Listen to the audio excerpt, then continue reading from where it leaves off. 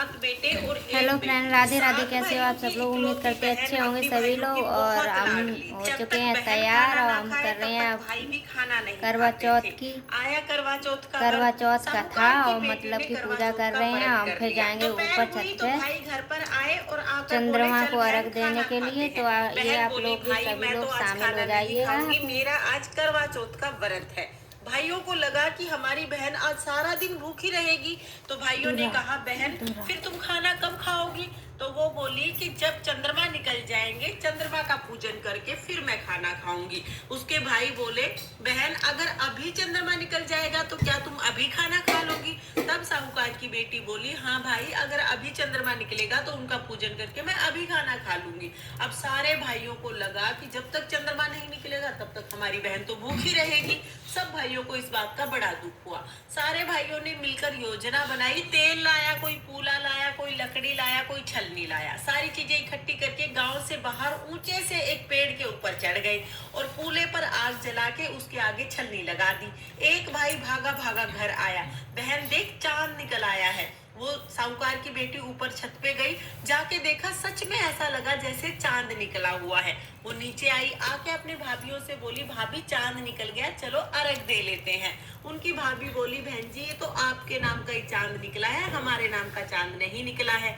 साहूकार की बेटी ने छत पे जाके चांद की पूजा करी और आके अपने भाइयों के साथ खाना खाने बैठ गई। जैसे ही टुकड़ा तोड़ा, पहले टुकड़े में बाल आ गया, दूसरा टुकड़ा तोड़ा तो छींक आ गई, तीसरा टुकड़ा तोड़ा तो राजा जी के घर से बुलावा आ गया कि राजा जी बहुत बीमार है, उसका पति बहुत बीमार है, अभी बुलाया है। अपनी बेटी को विदा करने के लिए साहूकारनी ने संदूक खोली। पहली संदूक खोली, सफेद साड़ी निकली। दूसरी संदूक खोली, उसमें भी सफेद साड़ी निकली।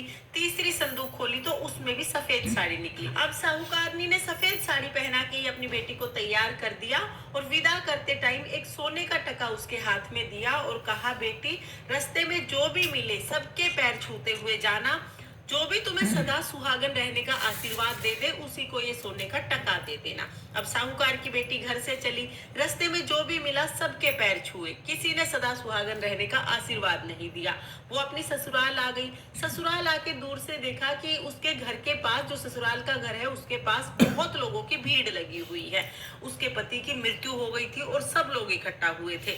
वो घर में जैसे ही अंदर जाने लगी तो घर के दरवाजे पर एक छोटी सी लड़की खड़ी थी। उसने छोटी सी लड़की के पैर छुए तो छोटी सी लड़की बोली सदा सुहागन रहो। ये सुनते ही साहूकार की बेटी ने सोने का टका उस लड़की को दिया और उस लड़की के पैर पकड़ लिए। अब वो छोटी सी लड़की बोली 7 भाइयों की लाडली बहन पैर छोड़, दिन में चांद उगानी पैर छोड़, व्रत तोड़नी पैर छोड़। लेकिन साहूकार की बेटी ने पैर नहीं छोड़े।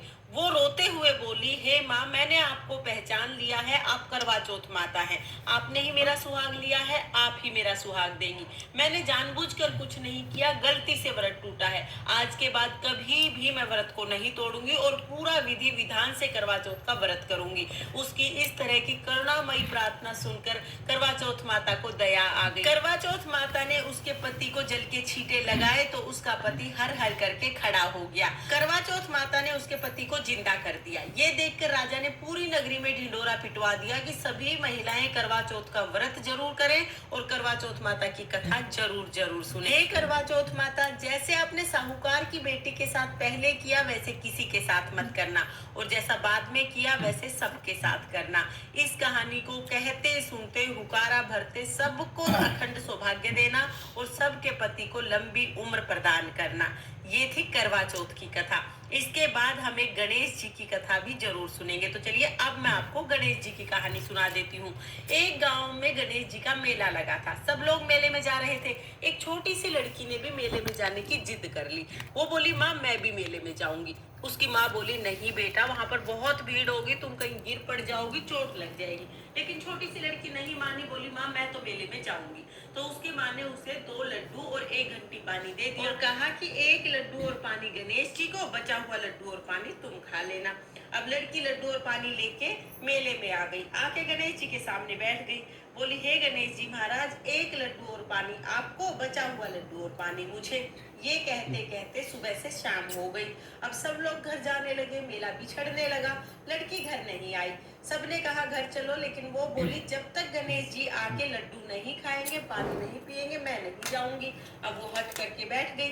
गणेश जी ने सोचा कि अगर ये अपने घर नहीं गई तो इसका दोष मेरे सिर लगेगा।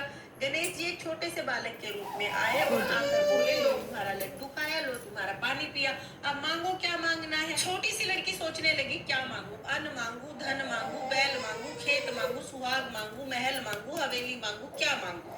अब वो लड़की सोच ही रही थी। इतनी देर में छोटा सा बालक बोला, जो जो तुमने सोचा है वो सब हो जाएगा, अब तुम अपने घर चली जाओ। वो लड़की अपने घर आ गई।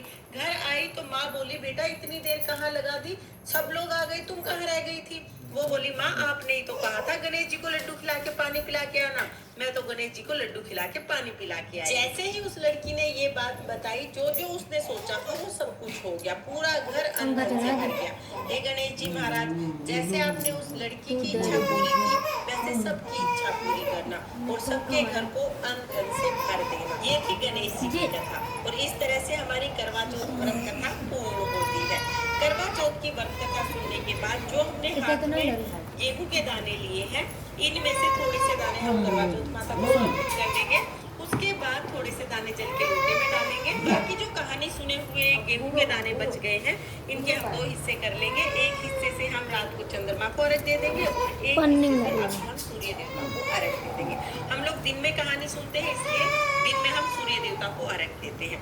अगर आप शाम को ही कहानी सुनते हैं तो शाम को आप सीधा चंद्रमा को अर्घ दे सकते हैं। तो फ्रेंड्स, आपको ये कहानी कैसी लगी कमेंट करके जरूर बताना। और अगर वीडियो आपको पसंद आई, तो वीडियो आपके लिए थोड़ी बहुत भी यूजफुल हो तो प्लीज वीडियो को लाइक कर देना और चैनल को सब्सक्राइब कर देना। करवा चौथ माता की कृपा आप पर सर्वदा बनी रहे।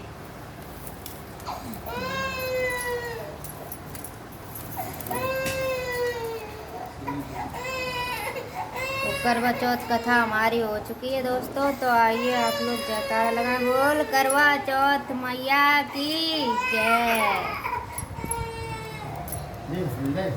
तो सभी लोगों का स्वागत हमेशा अमर रहे दोस्तों। सभी लोगों के पति हमेशा साथ रहें और घर में हमेशा सुख शांति बनाए रखना माता रानी।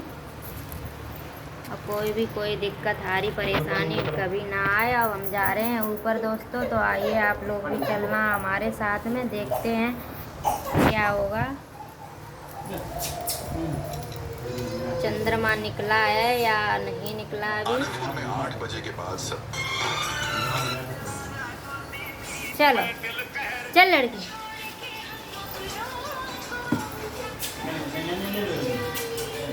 एक तो लहंगा पहने पहन लो, कैसा जाए हम ऊपर लेकर के। ये सीखें हमारी कैसे रखें, अब क्या करें।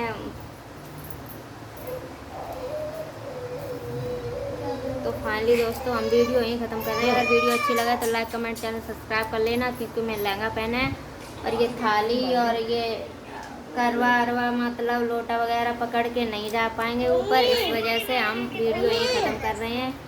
Thank you.